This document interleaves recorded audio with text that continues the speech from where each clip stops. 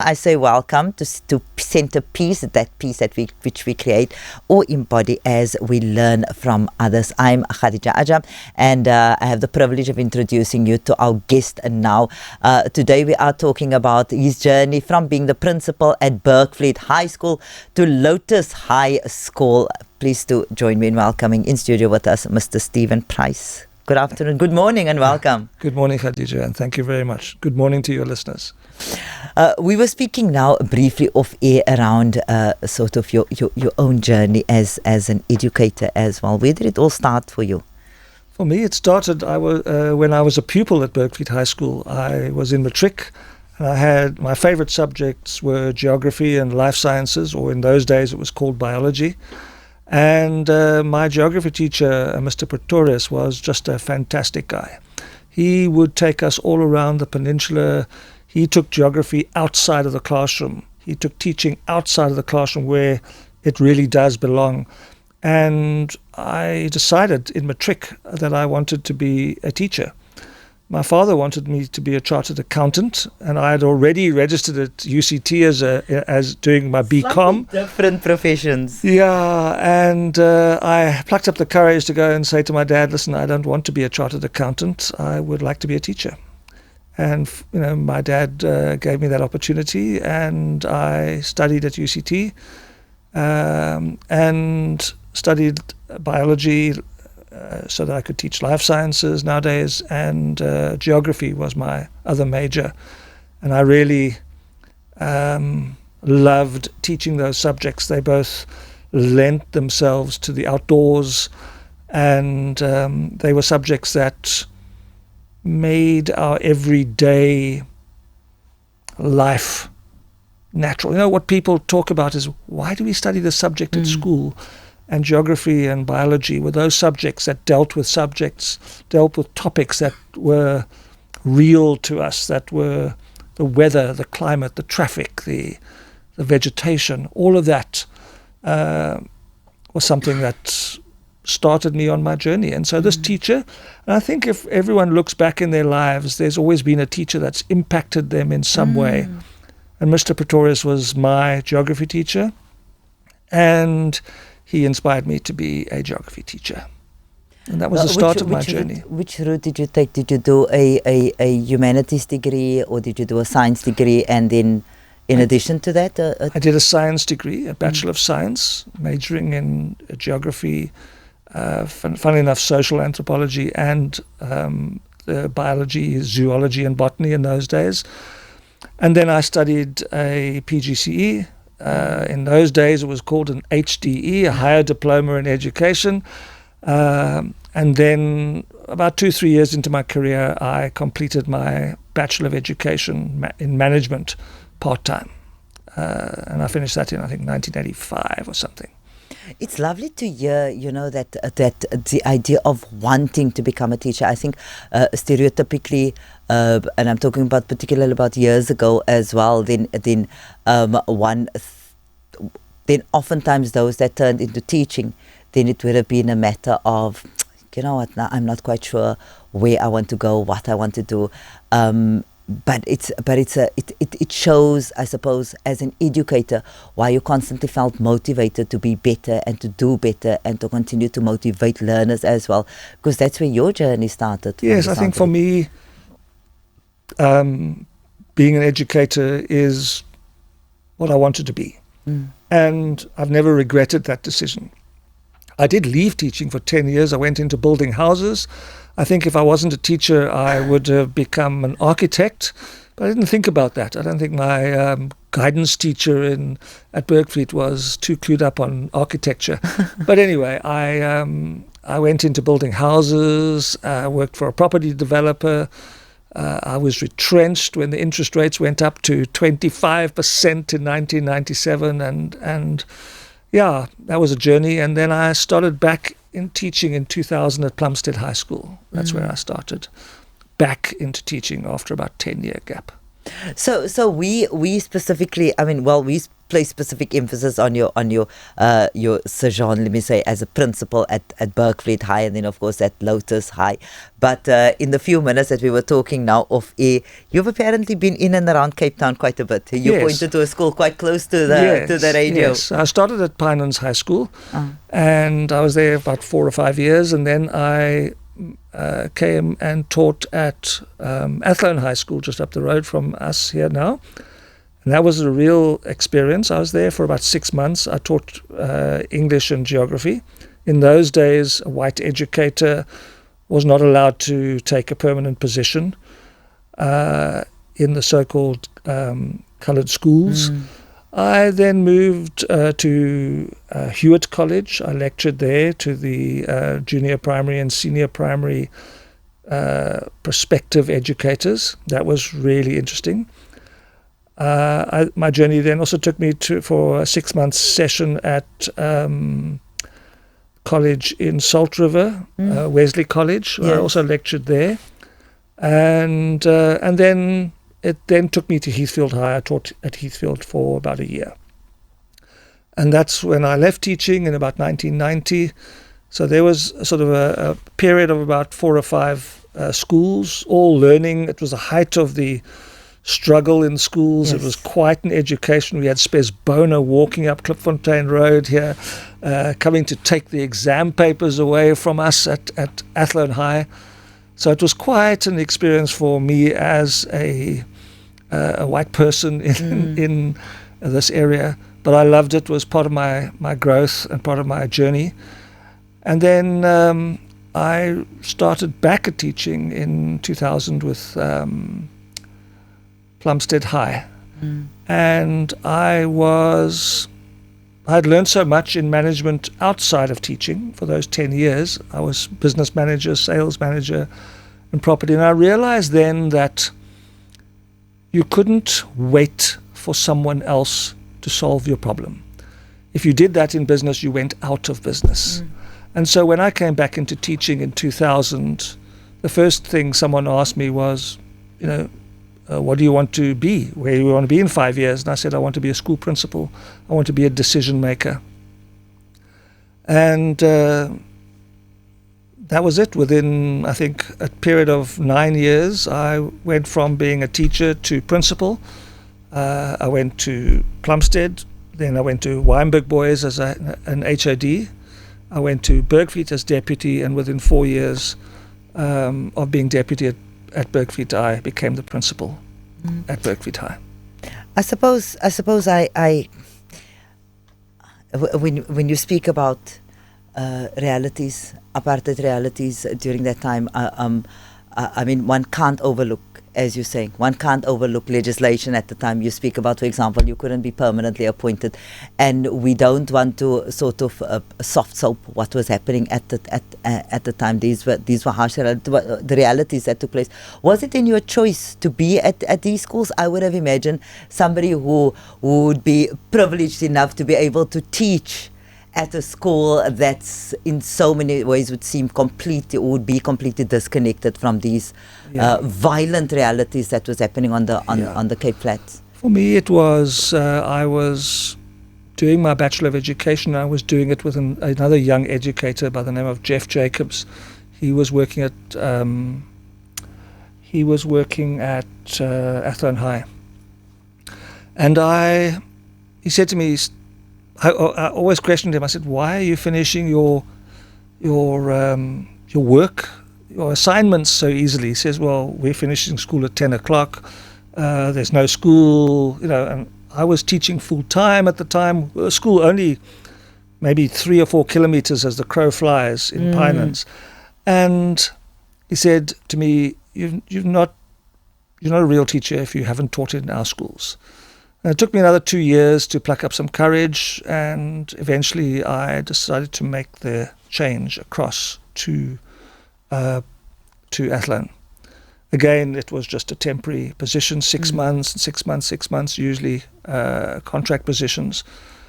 And it was, I'd been brought up in Measurable Bergvliet area, very secluded from all the trauma and troubles of the world.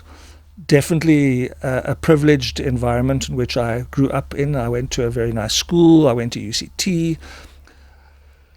But I don't think that was enough. That was, I was born and bred Cape Townian, and I couldn't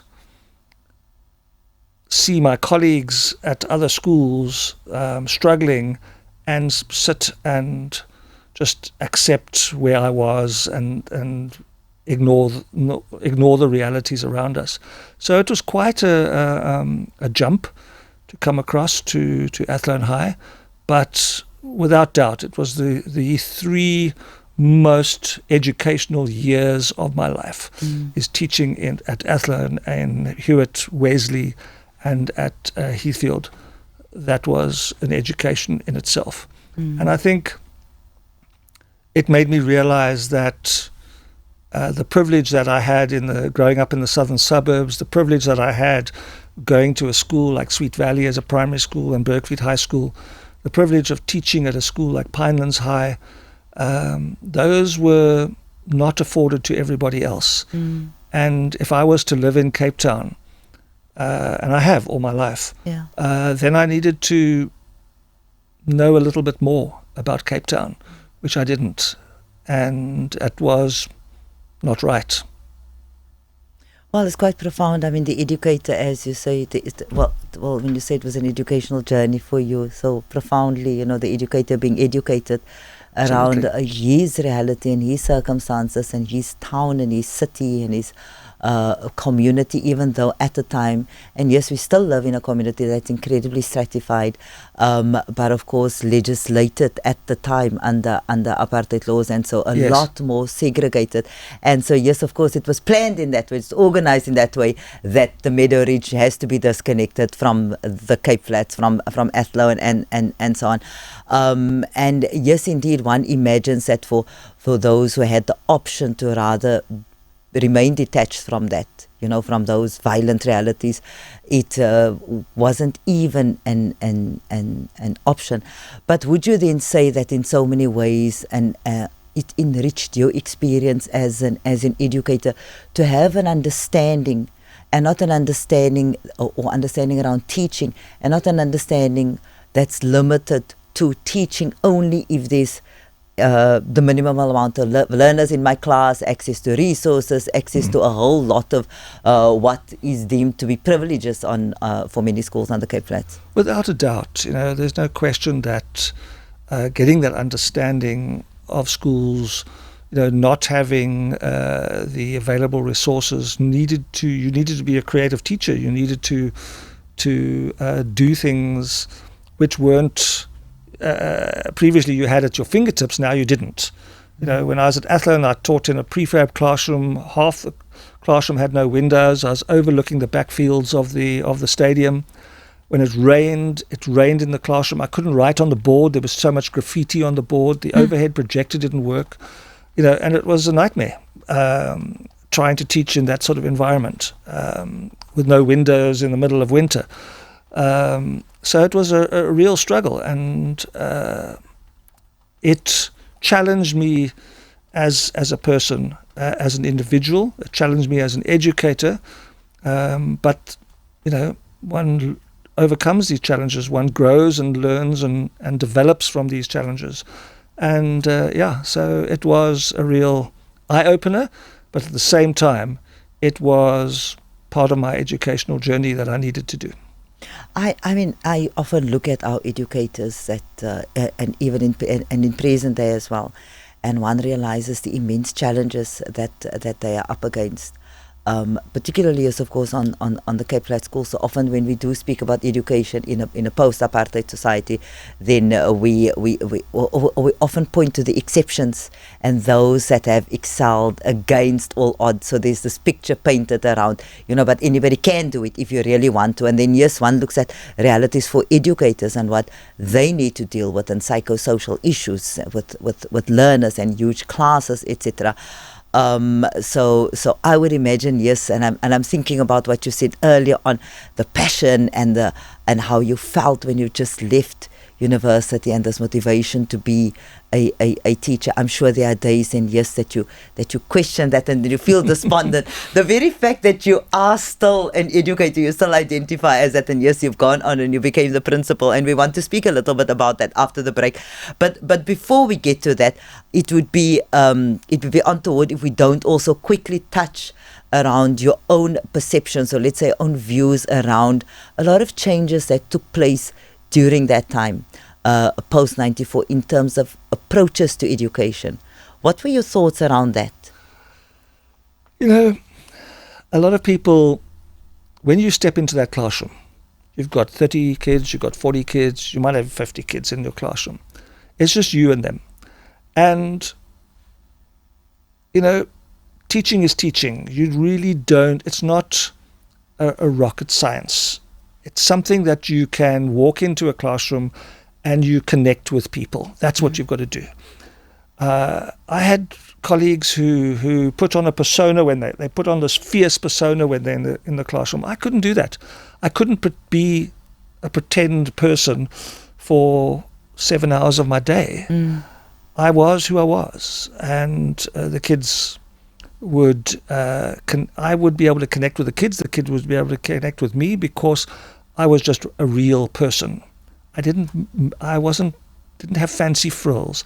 I just taught them. I engaged with them. I found out who they were, and I connected with the learners. And I think that is absolutely crucial to be a teacher. So I don't think there were magic trends and there were different things that happened. The classroom stayed the classroom. Listen, I started with an overhead projector, then I went to a data projector, then I went to, interactive whiteboards. You moved with the times, with the technology.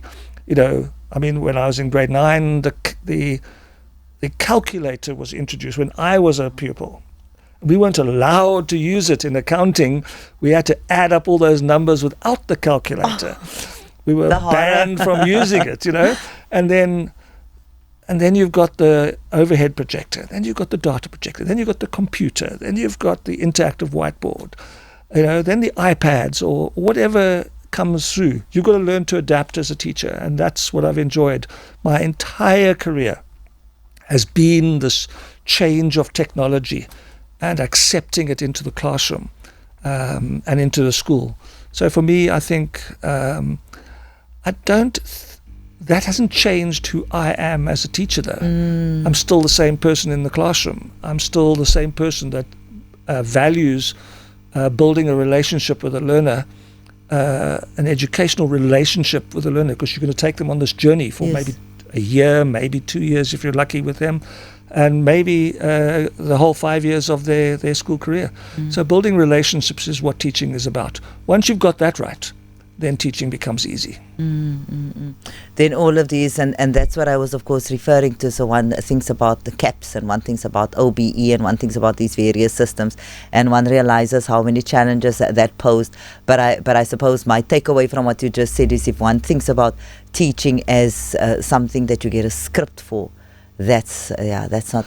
Yeah, listen, OBE, CAPS, whether you're in whatever curriculum you're in, you know what, you're teaching information to a group of kids, a group of learners.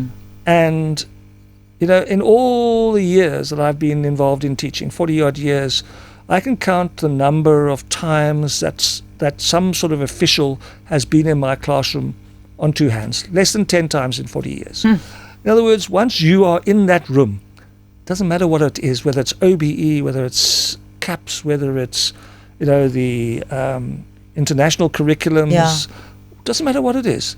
You're teaching geography to those 30 kids in front of you, and that's what I enjoy. It's building a relationship. The curriculum, the particular approach. The approach is all down. Is the bigger picture. The smaller picture is when you walk into that 8x8 room and you're going to deal with those 30 or 40 learners in your class. That is where the rubber hits the road. That's where teaching becomes real. And it's all up to you. There's no one else in that room. Whatever happens in your classroom is your responsibility. If there's poor discipline in your classroom, there's only one person to blame, and that's you. If your lessons go brilliantly, there's only one person to praise, and that's you. Yeah. It's Community Pulse on Radio 786 100.4 FM. We have in studio with us Mr. Stephen Price. He was the principal at Bergvliet High. He's currently the principal at Lotus High School. And I'm smiling because, yes, you said one of the reasons why you needed to leave, because you were supposed to be retired. It's that time, you know, as an educator. As an educator, I've earned my stripes. Dis nou tyd dat ek nou bietjie agteroor ook sit en so aan en bietjie aftree geniet, wat obviously that's not on the cards for you. And it shows again, you know, what we were speaking about earlier on, that passion, that drive to make a difference as an educator. But of course, then you moved on, and it must have been such a full circle moment for you when you became the principal at Bergvliet High School. At that point, as you said, you felt that yes, as an educator, you still have a lot to learn, but you feel like you've done years and years of it. And now, in terms of being a manager, you may be able to add value. Speak to us a little bit about that, you know, about becoming the principal, yes, at your alma mater, and then what your experiences were. Yeah, that was a journey that took me a good 30 years, and then I became principal of Bergvliet, and that was, for me, it was a fabulous time. To be the principal of my former high school was for me a very special experience. And over the 14 odd years that I was principal, I think the information, the experience that I had, the lessons I learned over that time frame, made me into a better school leader, a better manager. And it was shortly after being principal, I attended a conference in Rustenburg, up there in the northern province, and it was a conference on what makes good schools great. And the top 100 schools in the country were invited, and at that stage Bergvliet was in that grouping, and I was invited as the principal. And we went to a school called Leboni II. It was the principal, the king of the Bafokeng, the royal Bafokeng people. And he had a vision, and we listened to the king speak one evening, and he said that his people didn't understand what excellence was. He said his people would think that having a hot and cold running water inside their house was excellent. And so he built a 500 million rand school to put the subjects through as in an education which was high quality education. He himself had been educated at Hilton College in KwaZulu-Natal.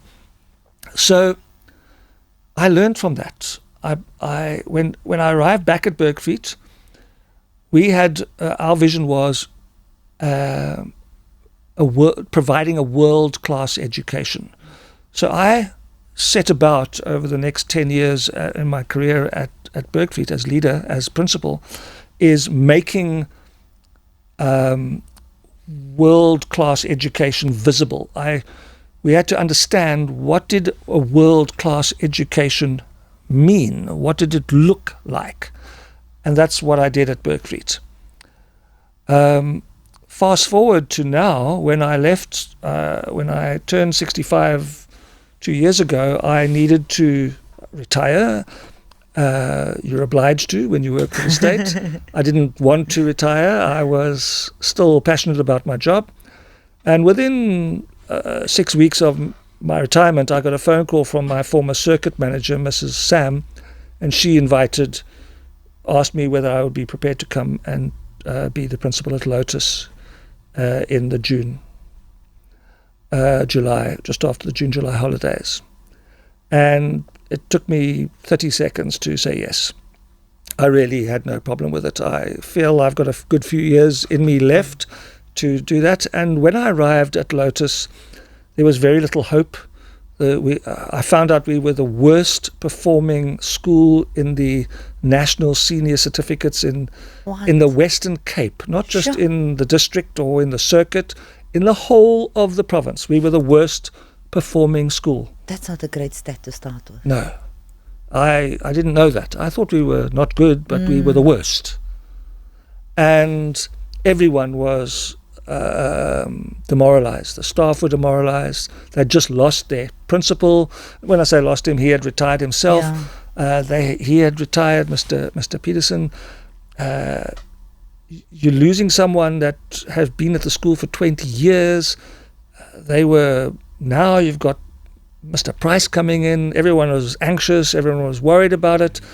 And it was my job to come in and stabilize the scenario and say, listen, let's just calm down for 6 months. Let's turn this around. And our sole focus in that time was to give hope to the matrics, to give the teachers, to make the teachers feel like they had made the right decision to be a teacher. And thirdly, it was making quality education visible at Lotus.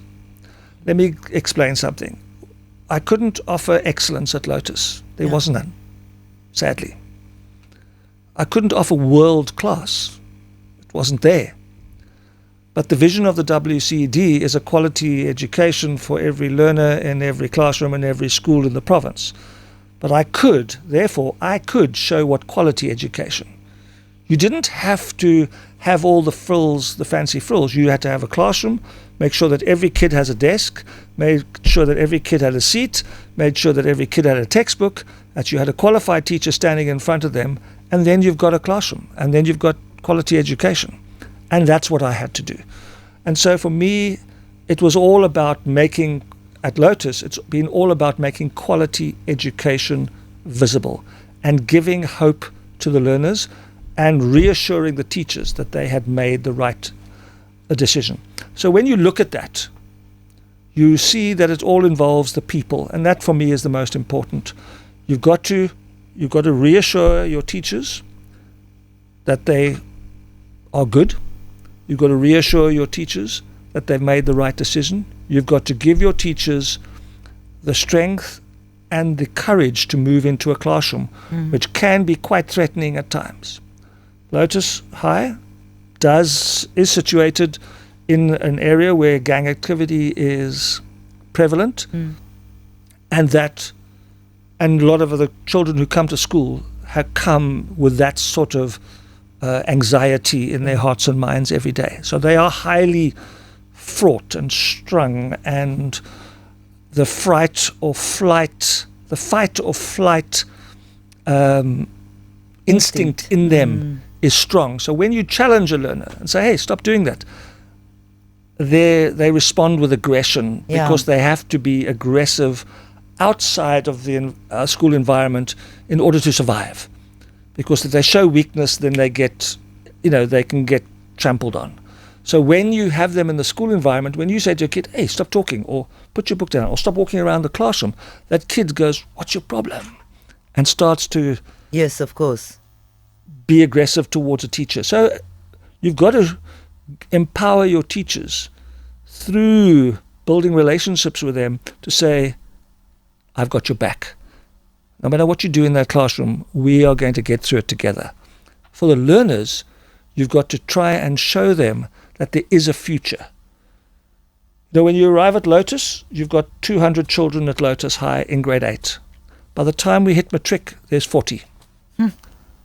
There's 150 children who drop out of that school.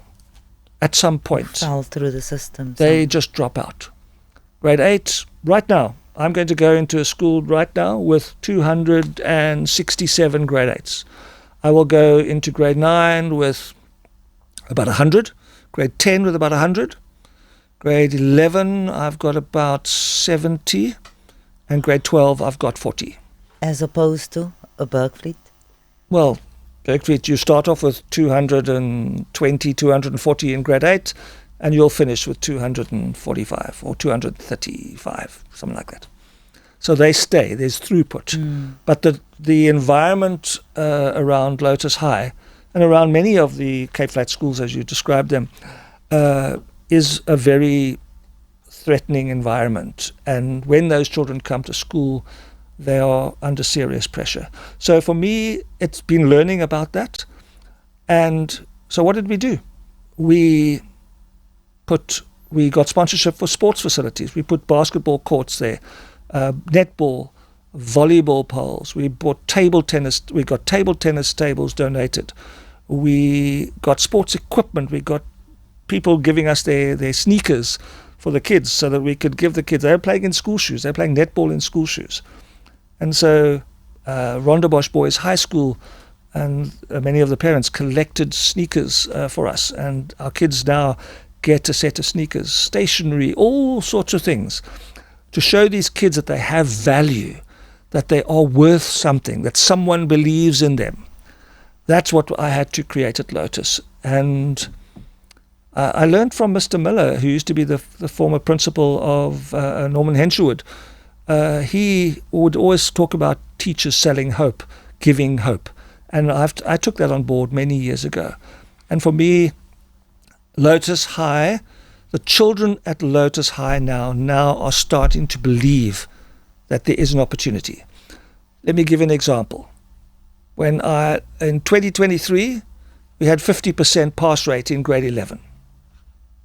This year, at the end of 2024, we had a 97% pass rate in grade 11. Now, those same kids who were in grade 10 moved into grade 11. Those same kids started to believe that education was valuable, and 97% of them passed into matric. That is awesome. Okay? In such a short space of time. We converted that 32% pass rate to a 65% pass rate at the end of 2023 in matric.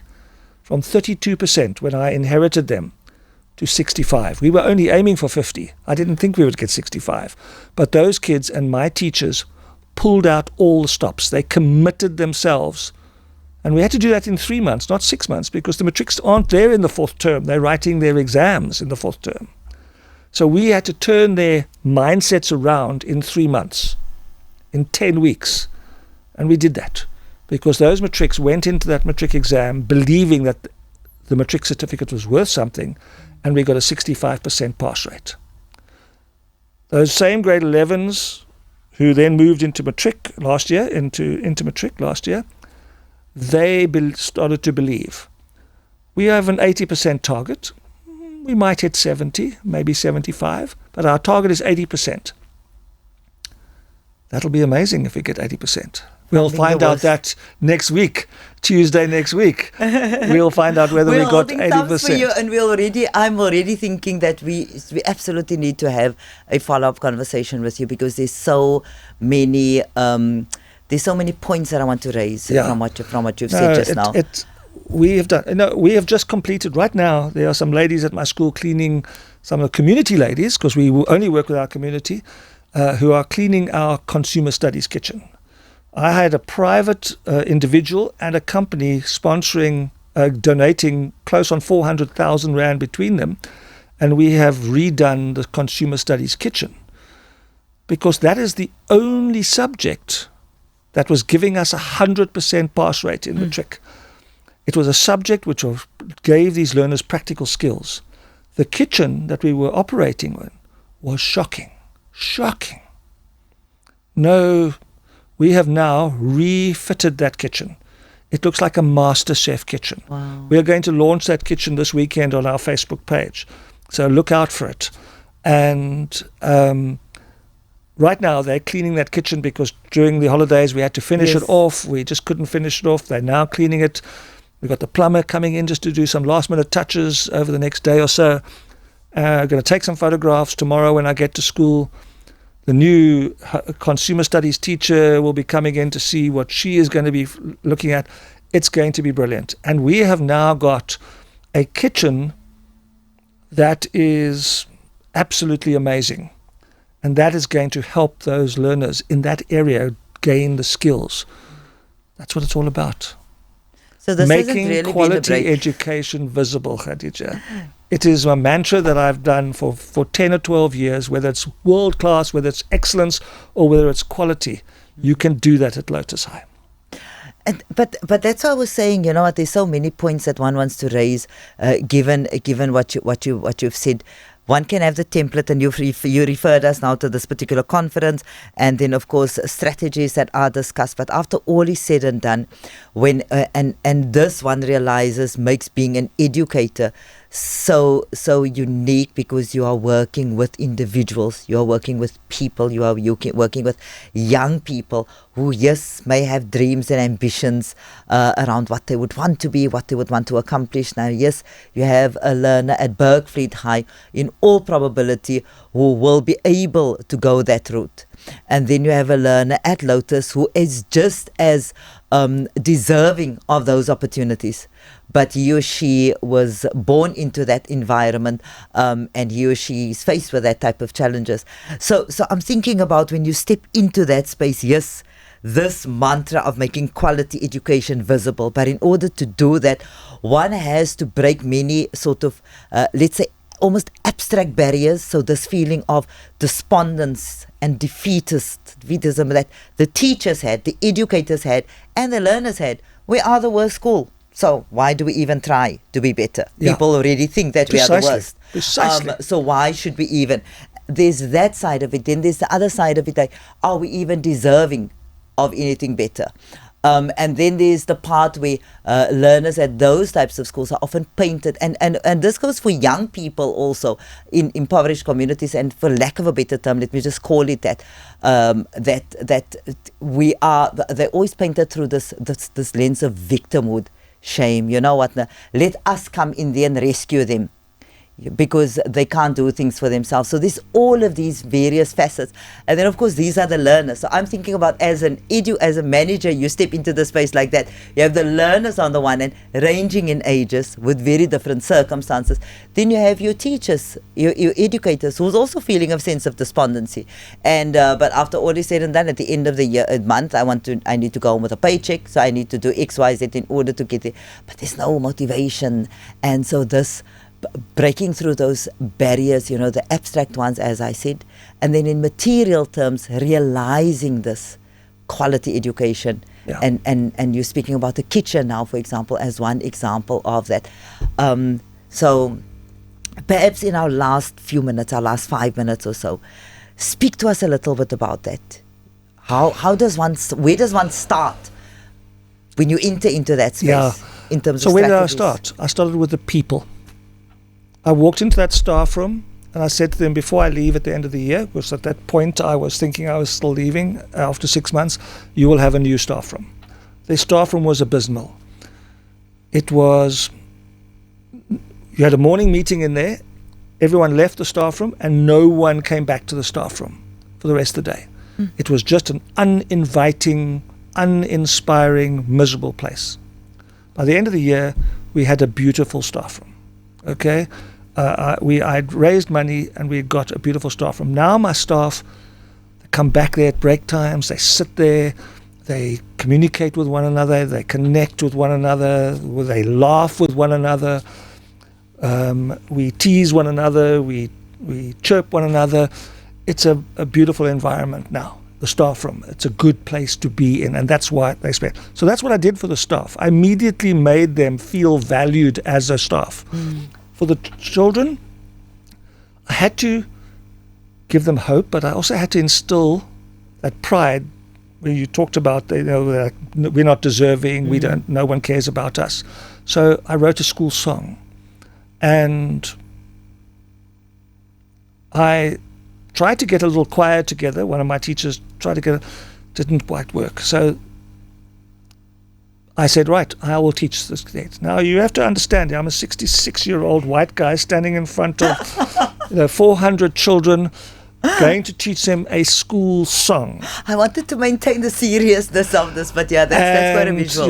Yeah, so I stood there and I said, listen guys, let me tell you the story. And I said, I've written a school song. I'm going to try and teach it to you. If you like it, we'll keep it. If you don't like it, we'll scrap it. It's not a problem. But I'm going to try and teach you. So what I'm going to do is I'm going to play you the soundtrack, and I'm going to put the words up on the screen, and then we'll play the two soundtracks. We'll play the soundtrack, and then I will point the words out, and we'll do two lines, and I'll sing them to you. Like, I'm going to sing them to you, but don't laugh, don't mock me. And then you will try it, and we'll go 2 lions, and then 2 lions, and then 2 lions, and we'll do the song. And I put the song on, played it loudly so they couldn't hear my voice, and I started pointing at the words and sort of singing into the microphone. By the end of the second lion, the whole school was singing. By the end of the first verse, at the end of the first verse, the whole school was belting it out, cheered and clapped. They jumped on the seats. There was bedlam. I couldn't even get to the second verse because the first verse. These kids absolutely. I didn't even have to teach them. Moments. It was amazing. We played it at the Matric Valedictory prize giving in 2023. We played it there. I had parents standing there with tears in their eyes, and they were singing the song. They had been past pupils of the school, but they had never had a school song. There was no school song. We sing our school song now often. The kids still love it. I love it. Gives me goosebumps when I hear it and when I sing it. But the kids started to believe in Lotus High. Whereas before, people would go, oh, Lotus High, yo. Shame. Now, they are proud to be at Lotus High. I am proud to be at Lotus High. You know, it's been an incredible journey for me. Have I made mistakes? Absolutely. Did I get things wrong? Completely at times. But the staff and the learners gave me that grace to forgive me for making those mistakes, and then they helped me do it better. And that's what we've done. And the story isn't about Stephen Price. The story is about those learners at that school. That's the real story, is the learners of Lotus High, not me. I just facilitated them believing in themselves again. The story is also about one realizes, about identity and being proud to be part of something. Absolutely. And from what I'm hearing, you are proud to be part of the journey of the Lotus High learners and the teachers, and so are they. It's so essential for us as human beings. We are social beings, after all. We are relational beings, and we want to feel like we are part of something. In our last 30 seconds. I said that at the very beginning of this interview. I said my teacher, my geography teacher, built relationships and showed us. Yes. And I've taken that through my entire career, whether it's being in a classroom or being in a school like Lotus High, where you've got to build relationships. You've got to build relationships with the kids, with the teachers, with the education department, and with the parents of the school. And I can say the governing body is absolutely amazing at acting. Do they have the skills? No, we don't have all the skills. We don't have financial skills at the governing body a lot. But they are committed parents, and they've given me the absolute backing. So I can only say thank you to the parents of Lotus as well. Yeah, which is exactly why I wanted to end off on that note, and also that we will have you back at some point. One realizes that there's just so much more. There's something to be said for somebody who's been in a particular space and navigated those spaces for so many years and still sees himself as somebody who is learning. Stephen Price, thank you so much for sharing glimpses. One realizes these are literally glimpses into your journey with us. Yeah. And we'll talk again. Thank you, Khadija. I really enjoyed it. Thank you so much.